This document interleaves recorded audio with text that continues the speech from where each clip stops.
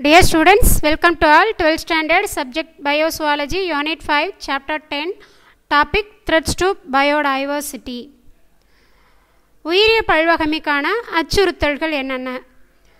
இப்போ world wide பார்த்தீங்க அப்படின்னா நிறைய மெகா டைவர்சிட்டி இருக்குது. அதில் 17 டைவர்சிட்டி சொல்லியிருக்காங்க. 17ல் இந்தியாவும் ஒரு கண்ட்ரி. ஸோ நிறைய உயிரிய பல்வகைமை, அதாவது நிறைய விலங்கினங்கள், தாவரங்கள், நிறைய நேச்சுரல் ரிசோர்ஸ் உள்ள ஒரு கண்ட்ரி அப்படின்னு சொன்னால் நம்ம இந்தியாவையும் ஒரு கண்ட்ரின்னு சொல்லலாம். ஸோ இருந்தாலுமே இன்றைக்கி நிறைய விலங்கினங்கள், தாவரங்கள் எல்லாமே என்ன ஆகிட்டுருக்கு அப்படின்னு சொன்னால் அழியக்கூடிய நிலையில் இருக்குது. இதுக்கு ரீசன் என்ன?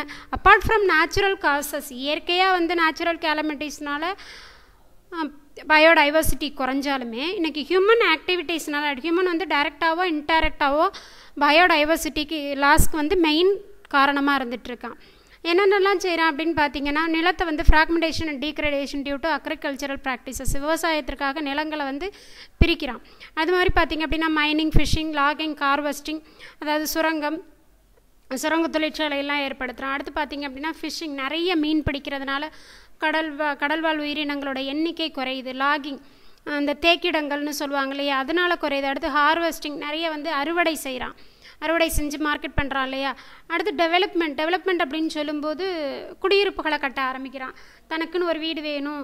அடுத்து பார்த்தீங்க அப்படின்னு சொன்னால் பெரிய மால்லாம் கட்டி விடுறாங்க, செட்டில்மெண்ட், குடியிருப்புகள் போகிறாங்க. அந்த மாதிரி குடியிருப்புகளாக இருக்கட்டும், தொழிற்சாலைகள், இண்டஸ்ட்ரீஸாக இருக்கட்டும், அண்ட் அடுத்து இன்ஃப்ராஸ்ட்ரக்சர்னு சொல்லக்கூடிய உள்கட்டமைப்பு வசதிகள், இதெல்லாம் எப்படி செய்வாங்க? ஏதோ ஒரு ஹேபிட்டேட்டை போயிட்டு ஏதோ ஒரு யாரோ ஒரு காடோ அல்லது ஒரு விலங்கினங்கள் இருக்கக்கூடிய ஒரு ஏரியாவையோ அழிச்சிட்டு அந்த இடத்துல தானே நம்ம என்ன செய்கிறோம், நல்ல ஒரு மரங்கள்லாம் இருக்கக்கூடிய அடர்த்தியான ஏரியாஸை வந்து என்ன பண்ணுறோம் அப்படின்னா க்ளீன் பண்ணிவிட்டு அதுக்கப்புறம் தான் நம்ம என்ன பண்ணுறோம், அந்த குடியிருப்புகளை கட்டுறோம். ஸோ அந்த மாதிரி பண்ணும்போது அங்கே உள்ள தாவரமாக இருக்கட்டும், விலங்குகளாக இருக்கட்டும், எல்லாமே கம்ப்ளீட்டாக என்ன ஆகுது, ஹேபிட்டேட் இல்லை, அதுக்கான வாழிடம் இல்லாமல் கொஞ்சம் கொஞ்சமாக அழிஞ்சு போயிடுறாங்க. அது next, some of the other threads include specialised diet. சில விலங்குகளுக்கு சில அடாப்டேஷன்ஸ், இப்படி தான் நான் சாப்பிடுவேன் அப்படின்னு இருக்கும். இப்போ ஃபார் எக்ஸாம்பிள் ஒரு சிங்கம், லயன் எடுத்துட்டிங்க அப்படின்னு சொன்னால் அது என்ன செய்யணும், கார்னிவோரஸ், ஃப்ளெஷ்ஷை தான் ஈட் பண்ணும், அதாவது ஒரு மானை தான் அடித்து சாப்பிடும். நம்ம கொஞ்சம் கொஞ்சமாக இப்போ ஒரு காடை வந்து நம்ம அழிச்சிட்டோம் அப்படின்னு சொன்னால், இப்போ ஒரு சிங்கம் இருக்குது அப்படின்னா அந்த சிங்கம் வந்து ஒரு பெரிய உடலமைப்பு அப்படின்னு சொல்லும்போது பெரிய உடலமைப்பு. ஒரு ஆண்ட் அப்படின்னா எறும்பு அப்படின்னு சொன்னால் அது எந்த இடத்துல வேணால் இருந்துக்கும். அதே சிங்கத்தை போய்ட்டு கொஞ்சம் ஒரு சின்ன ஏரியாவில் விட்டு நீ இந்த இடத்துக்குள்ளே தான் இருக்கணும் அப்படின்னு சொன்னால் இருக்க முடியுமா? முடியாது. ஸோ ஏன்னா அதோட உடலமைப்பு, ஒரு சிங்கம் அப்படின்னு சொல்லும்போது அது எவ்வளோ ஏரியாவில் இருக்கும், ஒரு 100 ஸ்கொயர் கிலோமீட்டர் நிலப்பரப்பு இருந்தால் தான் அதால் அங்கே லைவ் பண்ண முடியும், இண்டிபெண்ட்டாக அதை என்ன சுற்றி தெரிய முடியும். அடுத்து அதுக்கு தேவையான உணவை வந்து சர்ச் பண்ணி, ப்ரெடேட்டரி அனிமல் தானே, மானெல்லாம் இருந்தது அப்படின்னு சொன்னால் அதை அடித்து சாப்பிட முடியும். ஸோ நம்ம ஹேபிட்டேட் அதோட சிங்கத்தோட காடை போய் நம்ம அழிக்க போனோம் அப்படின்னு சொன்னால் ஆட்டோமேட்டிக்காக அங்கே உள்ள இனங்கள் வந்து சாப்பாடு கிடைக்காம அதுக்கு தனக்கு இடம் இல்லாமல் என்ன ஆகிடும், அங்கே உள்ள இனங்கள் கொஞ்சம் கொஞ்சமாக குறைஞ்சிரும். ஸோ ஒவ்வொரு அனிமலுக்குமே ஒவ்வொரு அனிமலுக்கும் ஒரு சில அனிமலுக்கும் சில கேரக்டர்ஸ் இருக்கும். சிலது வந்து ஹெர்பிவோரஸாக இருக்கும், சிலது கார்னிவோரஸாக இருக்கும். ஸோ அதுக்குன்னு தகுந்த ஸ்பெஷலைஸ்டு டயட்டை தான் எடுத்துக்கும். அது மாதிரி ஸ்பெஷலைஸ்டு ஹேபிட்டேட். இப்போ சிங்கம் போய்ட்டு தண்ணிக்குள்ளே இருக்குமா? இருக்காது, காட்டில் தான் இருக்கும். ஸோ ஒவ்வொன்றுக்கும் ஒரு ரெக்குயர்மெண்ட்ஸ் வந்து தேவைகள் அப்படின்றது வந்து வேரி ஆகும். ஒரு அனிமல் வந்து ரொம்ப லார்ஜாக இருக்கும், ஒரு அனிமல் வந்து ரொம்ப குட்டியாக இருக்கும். Small population size, limited geographic distribution, high economic or commercial value. Large mammals by விர்ச்சர் of their size require large areas to obtain necessity of the life. பெரிய அனிமலாக இருந்தால் அதுக்கு ஏரியாவும் பெருசாக வேணும், ஏன்னா ஃபுட்டுக்காக, உணவுக்காக, அது வாழக்கூடிய இடத்துக்காக. அடுத்து பார்த்தீங்க அப்படின்னு சொன்னால் மேட்டை, தன்னோட இனப்பெருக்கத்தை மேற்கொள்கிறதுக்காக எல்லாமே என்ன பண்ணணும் அப்படின்னு சொன்னால் அதுக்கான இடம், பெரிய அனிமலாக இருந்தால் பெரிய இடம் தேவைப்படும், சின்ன அனிமலாக இருந்தால் அதுக்கு தகுந்த இடம் தேவைப்படும்.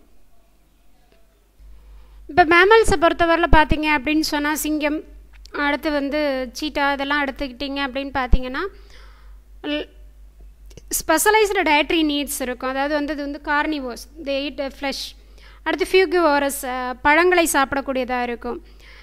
NEET the forage over much larger areas. அதுக்கு என்ன வேணும் அப்படின்னு சொன்னால், இப்போ இடம் வந்து ரொம்ப பெரிய இடமா இருக்கணும் அது வாழ்கிறதுக்கு. Generally dietary herbivores and omnivores.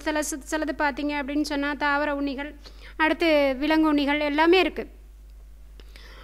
Mammals also have low reproductive output.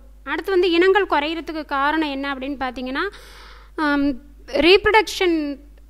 Reproductive அவுட்புட்டும் வந்து ரொம்பவே கம்மியாக இருக்குது பாலூட்டிகளை பொறுத்த வரைக்கும். எக்ஸப்ட் வந்து ரோடன்ஸ் எடுத்துட்டிங்க, கொறித்து உண்ணக்கூடிய ரோடன்ஸ், இந்த ஸ்குரல், ரேட் இதெல்லாம் எடுத்துட்டிங்கன்னா கொஞ்சம் அதிகப்படியாக வந்து தன்னோட இனத்தை உற்பத்தி பண்ணுவாங்க. ரீப்ரடக்டிவ் கெப்பாசிட்டி அதிகமாக இருக்கும்.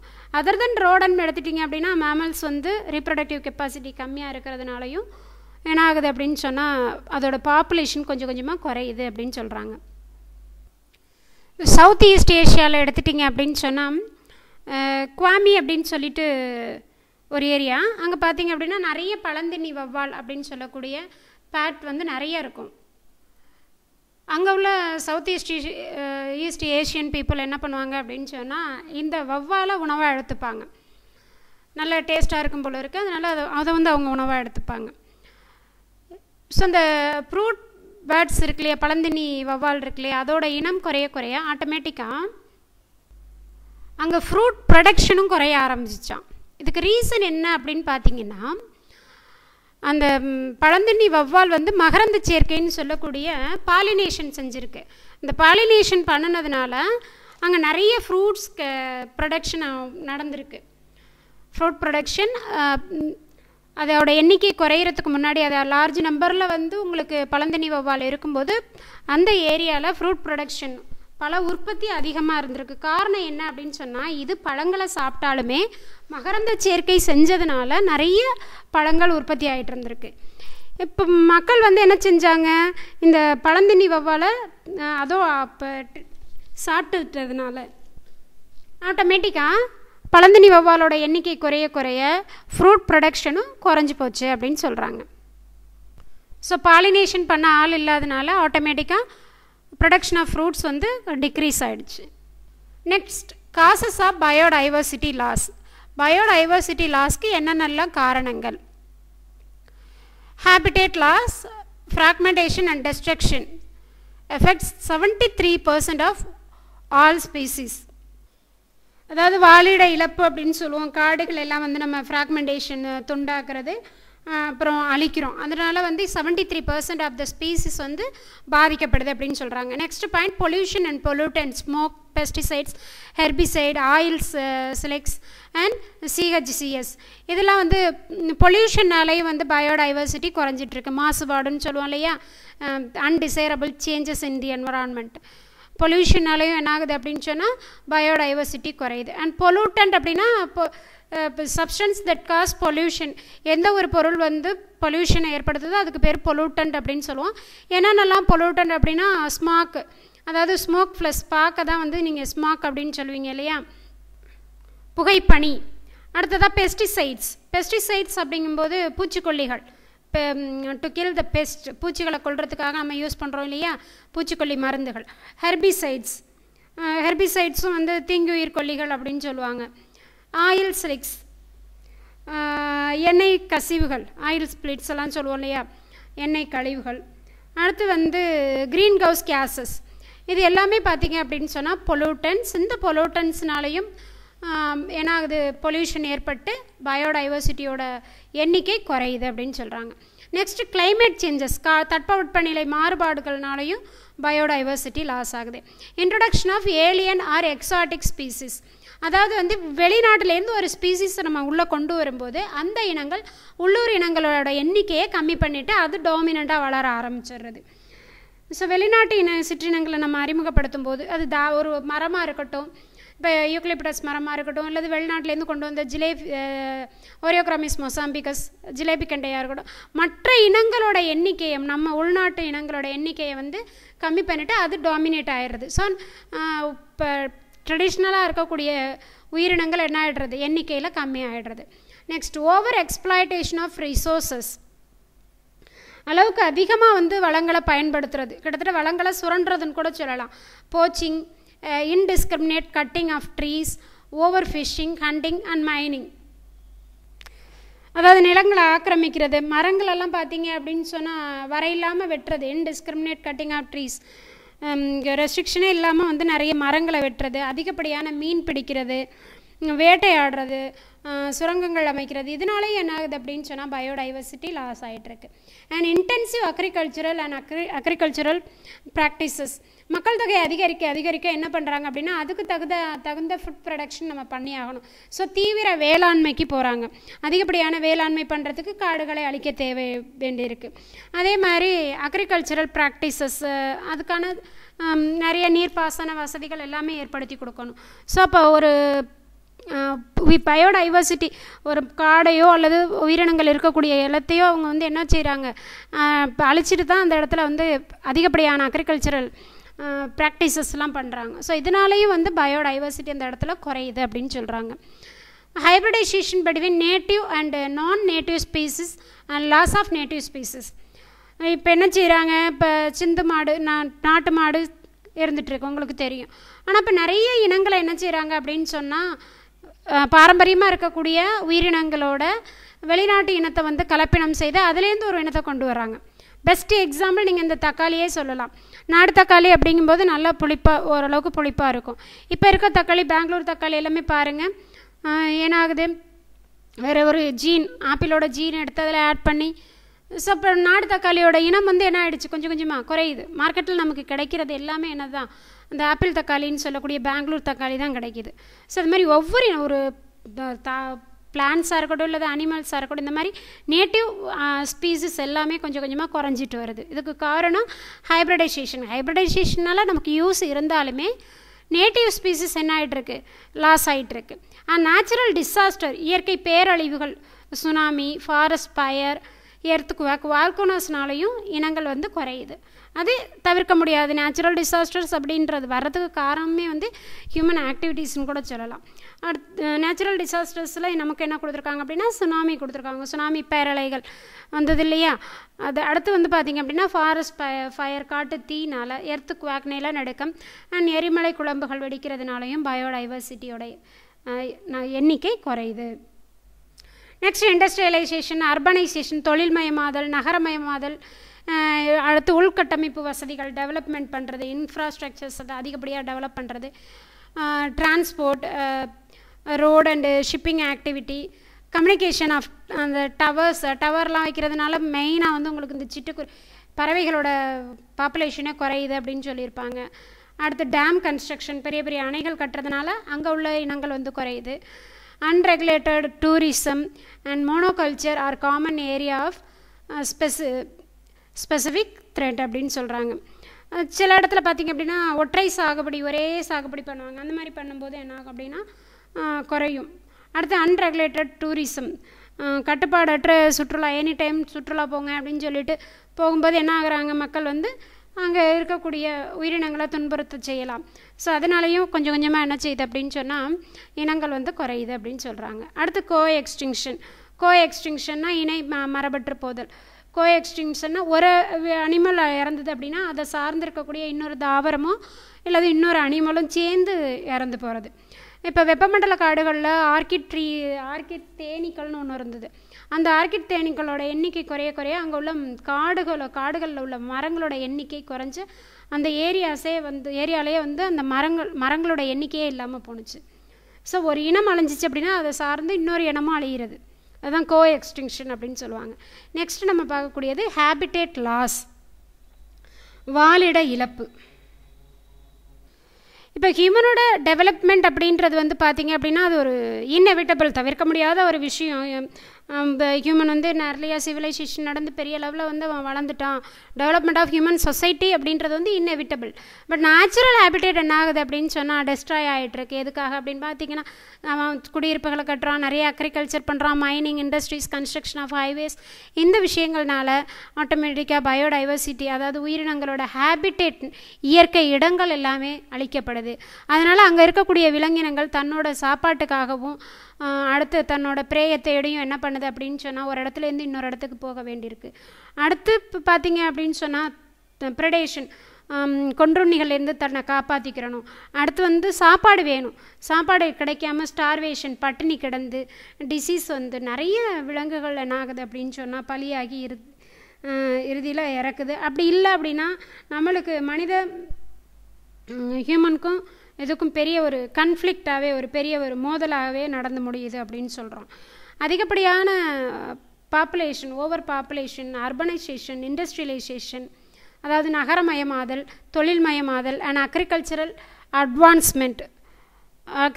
அதாவது விவசாயத்தில் அதிகப்படியான முன்னேற்றம், இதுக்கு எல்லாமே ரெக்வயர் அடிஷ்னல் லேண்ட், அதிகப்படியான இடம் வேணும். அதே மாதிரி வாட்டர் வேணும், ரா மெட்டீரியல்ஸ் வேணும். ஒவ்வொரு வருஷமும் இது எல்லாமே தேவைப்பட்டுட்டு தான் இருக்குது.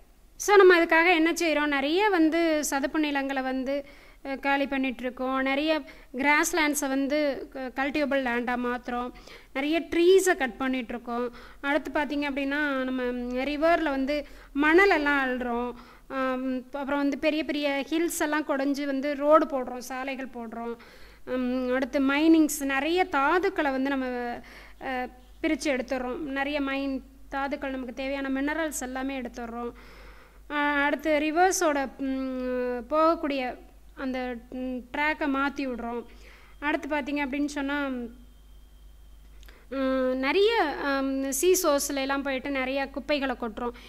இந்த மாதிரியான விஷயங்கள்ஸ் எல்லாமே பண்ணும்போது ஹேபிடேட் வந்து லாஸ் ஆகிட்டுருக்கு.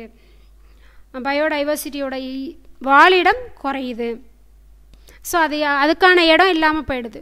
ஸோ அப்போ அதுக்கான இடம் இல்லை அப்படிங்கும்போது வேறு இடத்த நோக்கி போகும்போது அது என்ன ஆகலாம், இறந்து போயிடலாம். இதுக்கு மோஸ்ட் ட்ராமேட்டிக் எக்ஸாம்பிள் அப்படின்னு சொன்னால் நம்ம ட்ரோபிக்கல் ரெயின் ஃபாரஸ்ட்னு சொல்லக்கூடிய வெப்பமண்டல காடுகளை சொல்லலாம். பிகினிங்லலாம் பார்த்திங்க அப்படின்னா 14% ஆஃப் த எர்த்து சர்ஃபேஸ் வந்து இந்த ட்ரோபிக்கல் ரெயின் ஃபாரஸ்ட்டாக தான் இருந்தது. ஆனால் நவடேஸ் பார்க்கும்போது வெறும் 6% தான் இருக்குது. ஏன்னா நம்ம தான் வந்து ஃபுல்லாக வந்து ஆக்குப்பை பண்ணிட்டோமே. அமேசான் ரெயின் ஃபாரஸ்ட்டை வந்து என்ன சொல்லுவாங்க அப்படின்னா லங்ஸ் ஆஃப் த பிளானட் அப்படின்னு சொல்லுவாங்க.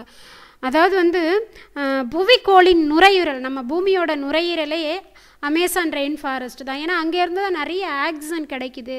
ஸோ அதனால் அது வந்து லங்ஸ் ஆஃப் த பிளானட் அப்படின்னு சொன்னாங்க. அமேசான் மலைக்காடுகளை பொறுத்த வரைக்கும் 10 lakhsக்கு மேலே நிறைய உயிரினங்கள் இருந்தது அங்கே. ஆனால் நம்ம இன்றைக்கி என்ன செஞ்சு வச்சுருக்கோம், நிறைய அக்ரிகல்ச்சருக்காகவும் மனிதனோட குடியிருப்புக்காகவும் நிறைய பகுதிகள், அமேசானோட பகுதிகளை வந்து நம்ம அழிச்சிட்டோம். நெக்ஸ்ட் நியூசிலாந்தை பார்த்திங்க பொறுத்தவரையில் 90% வந்து அங்கே உள்ள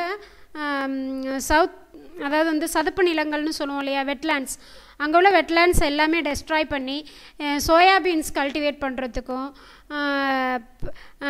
பீஃப் கேட்டில், அதாவது அங்கே உள்ள கேட்டிலுக்கு வந்து புல் வளர்க்குறதுக்காகவும் 90% ஆஃப் த நியூசிலாண்டில் உள்ள வெட்லேண்ட் எல்லாமே டெஸ்ட்ராய் பண்ணிட்டாங்க. அடுத்து கொடைக்கானல், நீலகிரி ஹில்ஸ் ஆஃப் தமிழ்நாட்டில் உள்ள கொடைக்கானல் அண்ட் நீலகிரி, இதெல்லாம் பார்த்திங்க அப்படின்னு சொன்னால் நம்ம ஹியூமன் ஆக்குபென்சி தான், மனிதனோட ஆக்கிரமிப்புனால கொஞ்சம் கொஞ்சமாக அந்த ஏரியாஸ் எல்லாமே என்ன ஆகிட்டுருக்கு அப்படின்னா நம்ம தமிழ்நாட்டில் கொடைக்கானல், நீலகிரி மலைத்தொடர் எல்லாமே மனிதனோட ஆக்கிரமிப்புனால குறைஞ்சிட்டு வருது.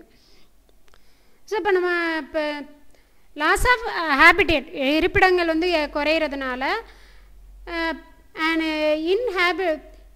இன்கிபிலேஷன் of plants, micro organism forcing out of animals from their habitat. So அந்த இடத்த விட்டு வேறு இடத்துக்கு போயே ஆகணும். இடம் தான் இல்லையே, அதுக்கு தான் இடம் இல்லையே.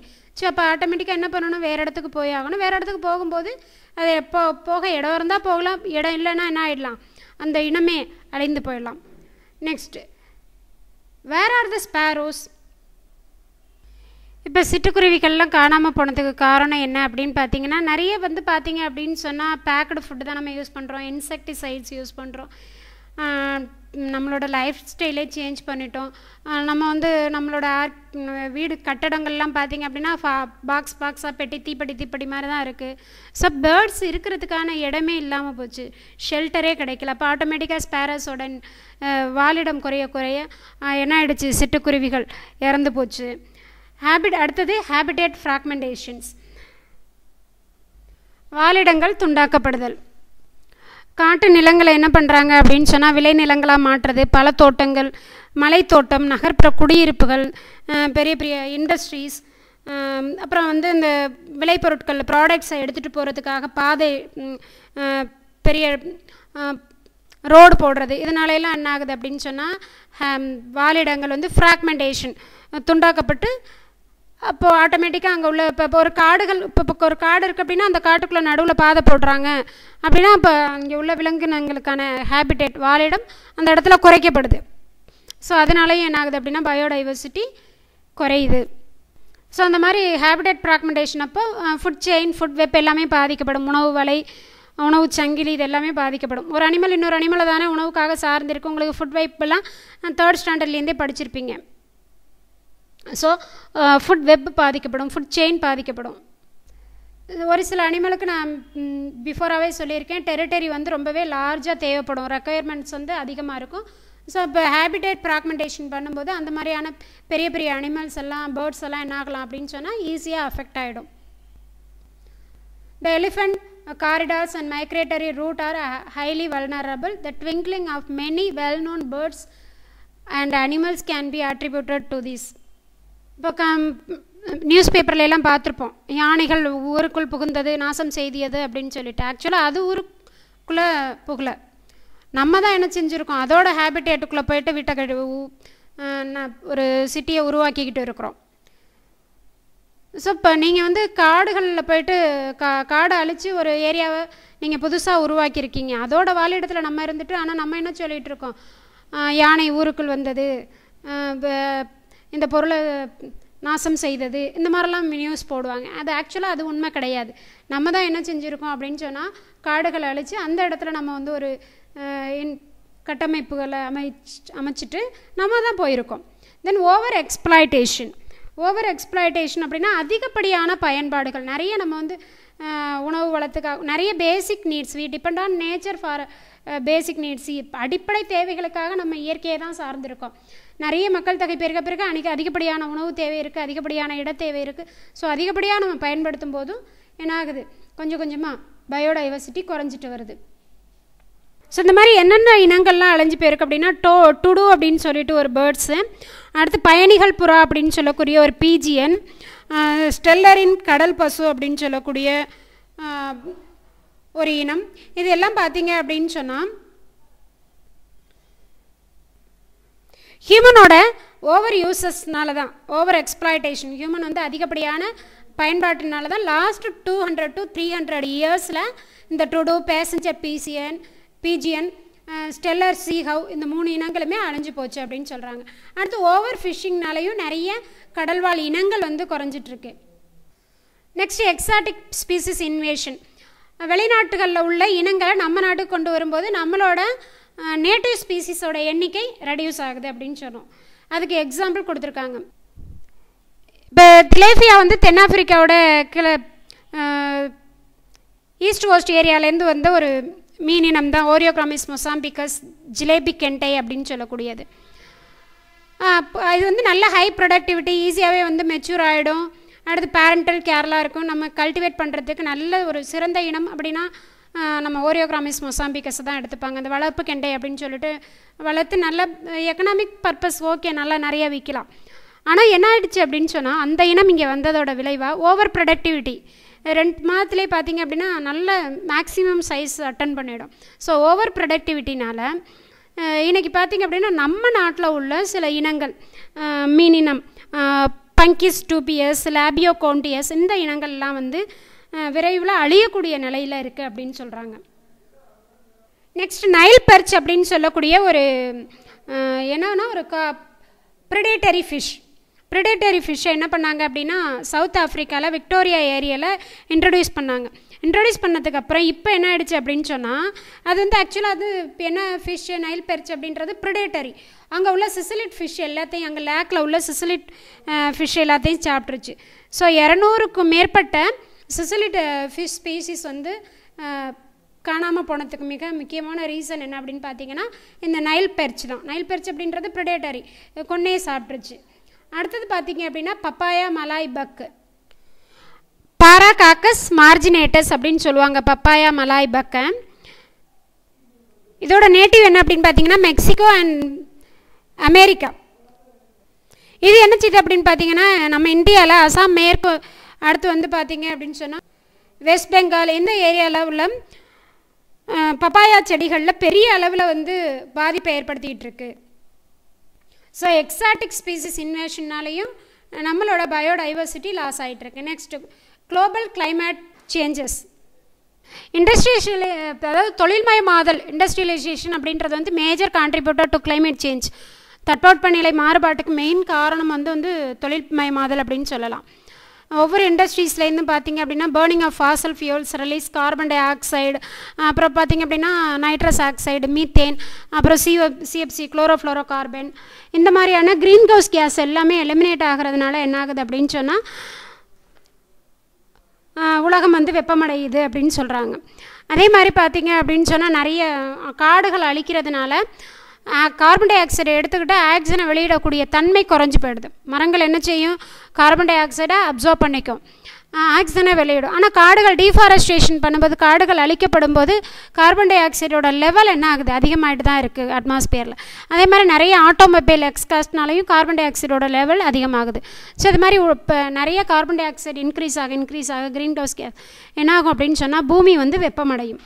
ஸோ இதனால் என்னென்ன பிரச்சனைலாம் வருது அப்படின்னு பார்த்தீங்கன்னா, climate change increases the land and ocean temperature, changes precipitation pattern and rise in sea level.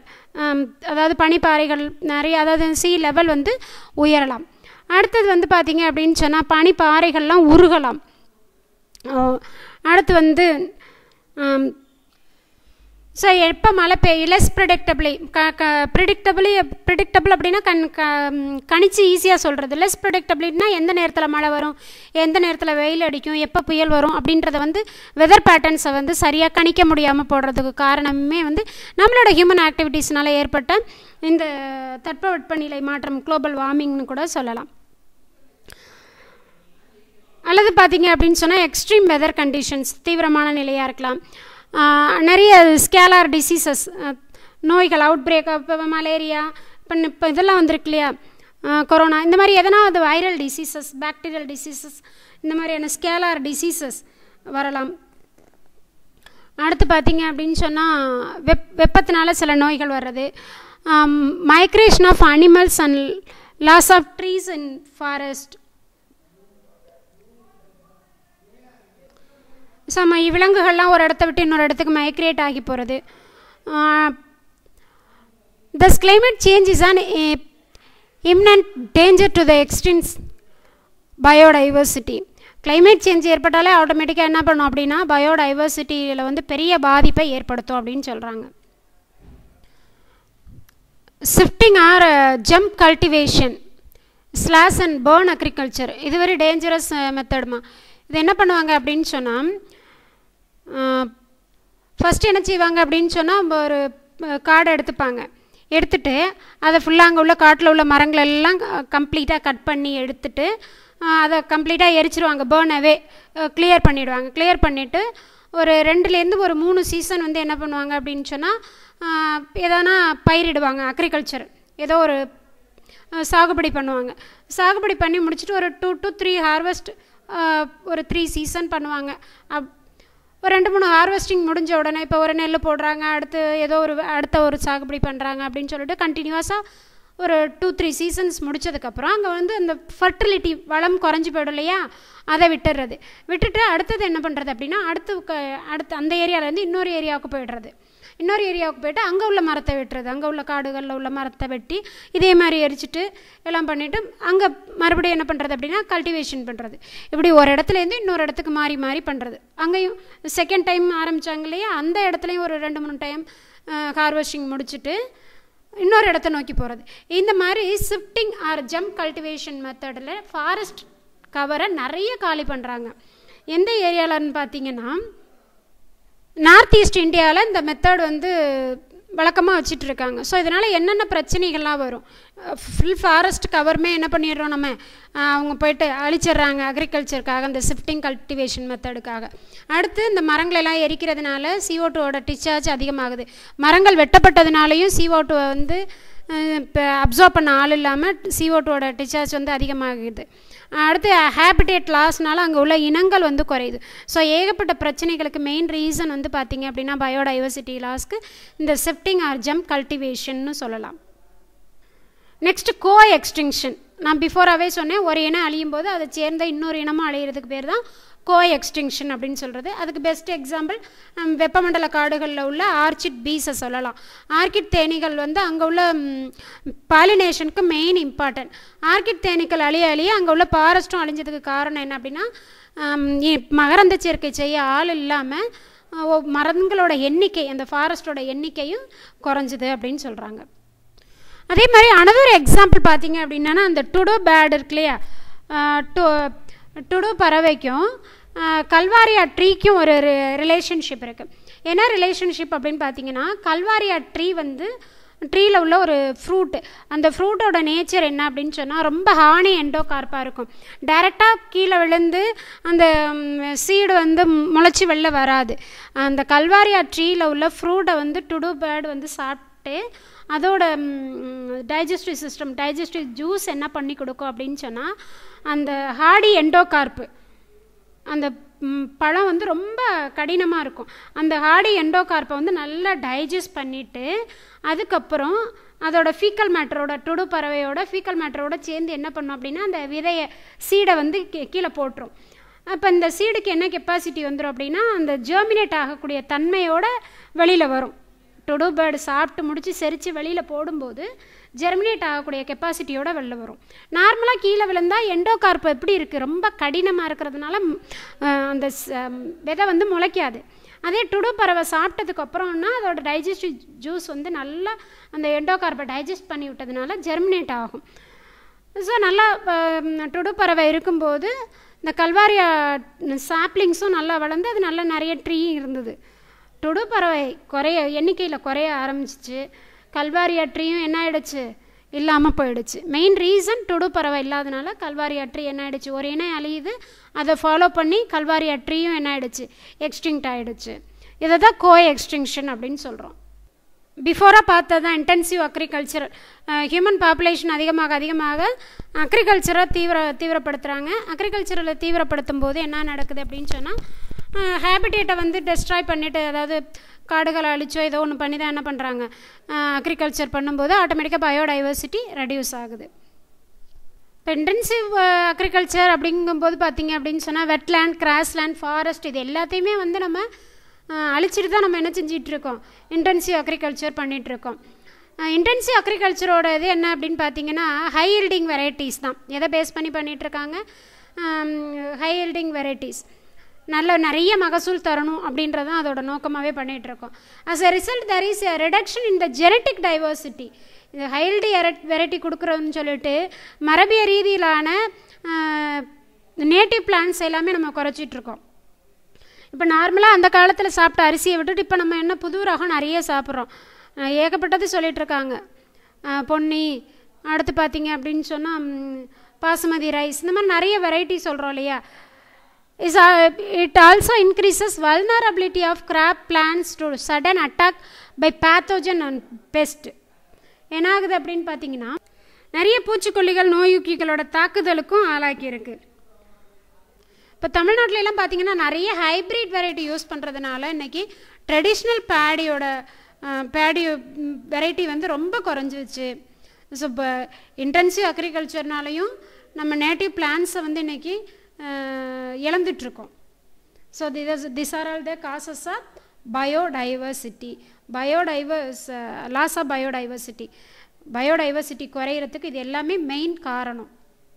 Agriculture, urbanisation, அடுத்து பார்த்திங்க அப்படின்னா ஓவர் யூட்டிலைசேஷன், இதில் அப்புறம் ஹேபிடேட் ஃப்ராக்மெண்டேஷன், இது எல்லாமே பார்த்திங்க அப்படின்னா பயோடைவர்சிட்டியோட லாஸ்க்கு காரணங்கள். Thank you students. Thank you to all.